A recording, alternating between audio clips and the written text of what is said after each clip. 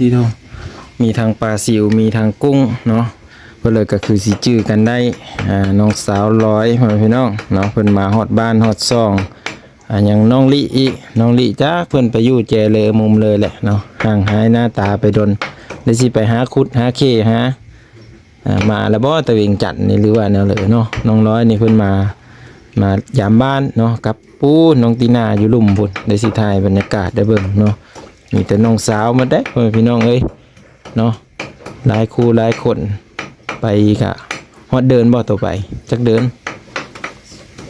3 เดือนพี่น้องห่างหายหน้าตาไปดน FC ก็ถามหาเนาะไปทางเลออยู่ทางเลออาจารย์เนาะก็คือเพิ่นอยู่พุ่นแหละเป็นผู้สาวลาวใต้แหละพี่น้องเนาะหาก็กลับจากผู้สาวลาวใต้มาเป็นผู้สาวโคกสาวป่ามากินนั่นก้อยกระป๋อมพี่ได้เนาะกระป๋อมก็ไม่ได้ออกเลยพี่น้องเอ้ยเฮ็ดเต้นกุ้งเต้น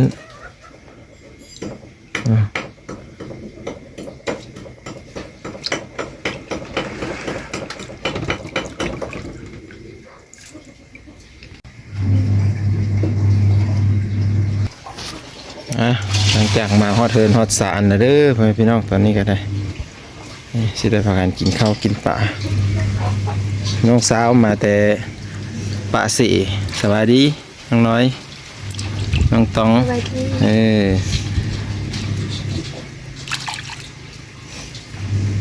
ผู้ซื้อลี่อันไหนเพิ่นไปเฮ็ดงานอยู่เองนะพี่น้องเอ้ยเลยนางแต่น้องตองมาบ่มันไปบ้านน้องชาติเข้าไปเพิ่นให้กมามื้อนี้ฮอดแล้วคิดว่าฮอดบ้านน้องชาติถ้ามันแวะเหือนก็ฮอดเป็นมื้อเช้าเข้าไปทางอื่นเข้าไปลิ้นทางอื่นแล้วย่าเขาซั่นว่าน้องร้อยก็มาได้2-3 มื้อแล้วพ่อพี่น้องแต่ว่าไม่ได้อยู่เนาะหาก็มาบางก็ได้ไปบ้านสายฟ้าพุ่นละแล้วก็มาฮอดกำลังสิพากันเฮ็ดอยู่เฮ็ดกินไว้พี่น้องเนาะปลาซิวเนาะปลาซิวคั้นส้มหมดแดงเนาะน้องร้อยเพิ่นกลับมาโอ้หลายมื้อได้เพิ่นพี่น้องเอ้ย3-4 มื้อกันได้ก็เลยว่าสิพากันเขากินปลาแล้วก็ลูกปลาแน่มานำเนาะลูกปลาก็มานำกันต้องเลิกปลาซิวนี่ก็พ่อน้องลิอันแหละเพิ่นเอาเฮอเนาะแม่เพิ่นไปซ่อนนี่ก็ปั่นเฮอพี่น้องเอ้ยเฮ็ดอยู่เฮ็ดกินแต่นี่ไปคั้นมดส้มบ่เบิ่งยับมาทางพี่ล่ะโอ้แดดขนาดเลยทั้งกุ้งทั้งปลาซิวพี่น้องเฮ็ดอยู่เฮ็ดกินมานี่ปลาซิวก็ไม่ได้เยอะนะนี่ปลาซิวน้อยๆพอดีมกกินนะปลาซิวน้อยปลาซิวบ้านเพิ่นตัวซ้ำโป้มืออันนี้โอ้ยน้อยนี่ปลาอึ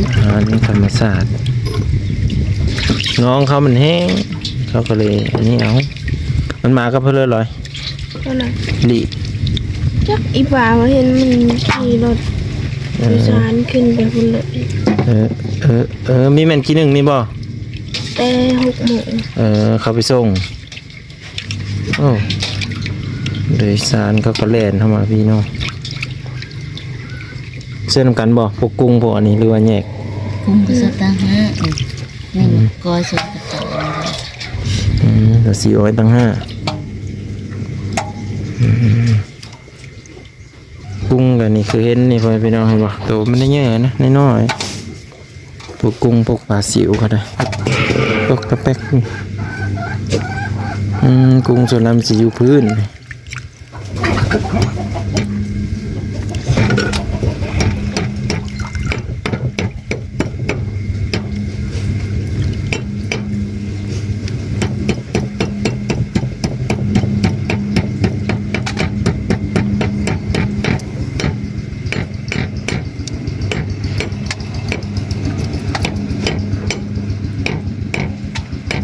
เขาเลิกอยู่ไหนบ้างล่ะเพื่อแล้วนี่เป็นวินเลย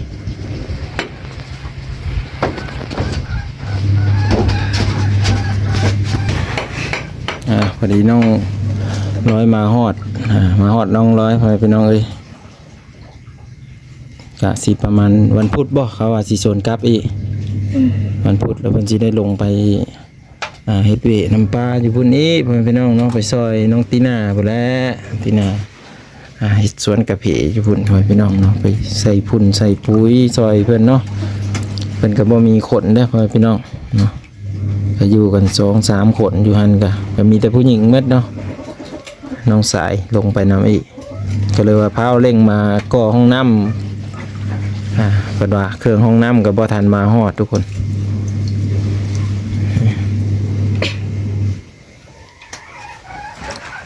เครื่องห้องน้ำเฮ็ดห้องน้ำก็บ่ทันมาเพิ่นแน่กุ้งกับขี้เหยื่อนี่ซ้ำกัน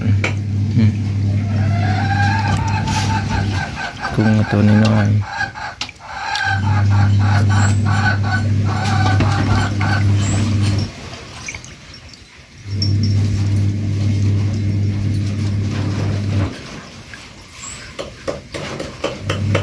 เมื่อนั้นบุญบางไผเองก็เป็นเลย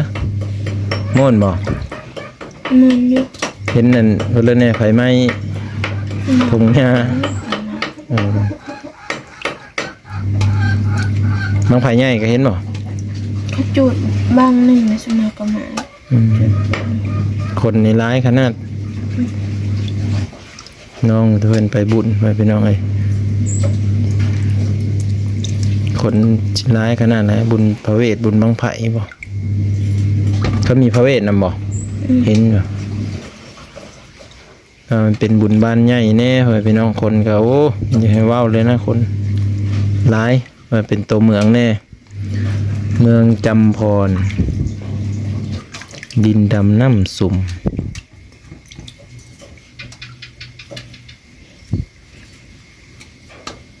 ปลาซิวได้เฮ็ดนะเด้อแม่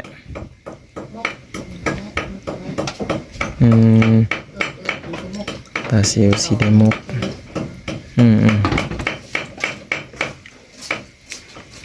จนกระแดงปลาซิวครับ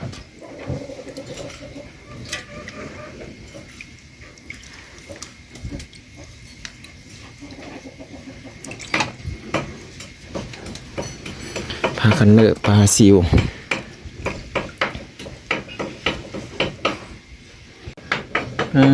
ดีโทมีทางปลาซิวมีทางกุ้งเนาะเพื่อเลยก็คือสิจื้อกันได้น้องสาวร้อยพี่น้องเนาะเพิ่นมาฮอดบ้านฮอดซองอย่างน้องลิอีน้องลิจ้าเพิ่นไปอยู่แจเลยมุมเลยแหละเนาะห่างหายหน้าตาไปดนได้สิไปหาคุดหาเคหามาแล้วบ่ตะเวงจันนี่หรือว่าแนวเลยเนาะน้องร้อยนี่เพิ่นมายามบ้านเนาะกับปูน้องตีน่าอยู่ลุ่มพุ่นได้สิถ่ายบรรยากาศได้เบิ่งเนาะมีแต่น้องสาวมาได้พี่น้องเอ้ยเนาะหลายคู่หลายคนไปกะฮอดเดินบ่ต่อไปจักเดิน3 เดือน 3 เดือนพี่น้องห่างหายหน้าตาไปดน FC ก็ตามหาเนาะไปทางเลออยู่ทางเลอว่าซั่นเนาะก็คือเพิ่นอยู่พุ่นแหละเป็นผู้สาวลาวใต้แหละพี่น้องเนาะหาก็กลับจากผู้สาวลาวใต้มาเป็นผู้สาวโคกสาวป่ามากินนั่นก้อยกระป๋อมพี่ได้เนาะกระป๋อมก็ไม่ได้ออกเลยพี่น้องเอ้ยเฮ็ดเต้นกุ้งเต้น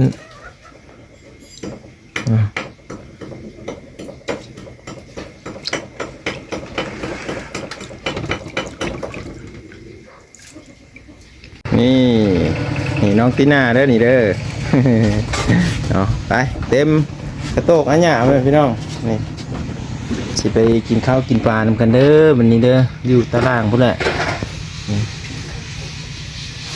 เต็มเมนูพักเนาะกินข้าวนำกันพี่น้องเนาะกินข้าวกินปลานำกันตัวนี้เด้เอ็ดเพลอนี่เดี๋ยวสิพาเบิ้งนี่ปลาซิวพี่น้องไปเดี๋ยวไปกินข้าวนำน้องร้อยเพิ่นอยู่ลุ่มพุ่นแหละเนาะกินข้าวกินปลานำกันพี่น้องเอ้ยกินข้าวนำกันเด้อบัดนี้NFC กินข้าวนำนะแม่ลืมนะบ่นี่ฮะมาแล้ว FC กินข้าวนำกันพวกนี้แหละแม่นเป็นลูกป้าเนาะก็คือมานำกันนี่แหละตอนน้องร้อยไปอยู่นำลูกป้าแหละพี่น้องอยู่นำกันอยู่ใต้พุ่นเนาะ มื้อนี้มากินนั่นก้อยปลาบ่นี่ ก้อยป่าก้อยกุ้ง ก้อยปลากับกุ้งอืมแซ่บบ่ฮะเอาเบิ่งเด้อ แซ่บแซ่บ แล้วกระโดด อืม อุ้ย เนี่ยอยู่เพิ่นก็กินอยู่บ่ติน่า บุญป่า ซ้ำหาพักมาสู้กันกินเนาะเบิ่งนั่นมีแต่พักพี่น้องเต็มเลยเดี๋ยวขอตัวกินข้าวกินปลาก่อนยังไปต่อกันอีพีต่อไปพี่น้อง